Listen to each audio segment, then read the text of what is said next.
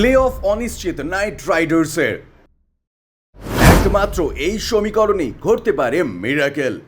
গত বছর দুর্দান্ত পারফরমেন্স করেছিল কলকাতা নাইট রাইডার্স। লিগ পর্বে সর্বোচ্চ সংখ্যক পয়েন্ট সংগ্রহ করেছিল তারা, পা রেখেছিল প্লে অফে। এরপর কোয়ালিফায়ার ও ফাইনাল ম্যাচেও প্রতিপক্ষ সানরাইজার্স হায়দ্রাবাদকে কার্যত খড়কুটোর মতো উড়িয়ে সেরার শিরোপা ছিনিয়ে নিয়েছিল বেগুনি সোনালী বাহিনী।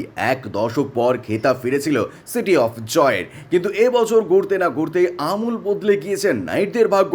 এই মুহূর্তে ফর্ম হাতড়ে বেড়াচ্ছে Sunil Narine, Andre Russell, Venkatesh আয়ারা। মুল্লানপুর ওয়াংখেড়ের মতো অ্যাওয়ে গ্রাউন্ডে জুটেছে লজ্জার হার। এমনকি ঘরের মাঠ ইডেনেও একের পর এক বিপর্যয়ের সম্মুখীন হতে হয়েছে দলকে।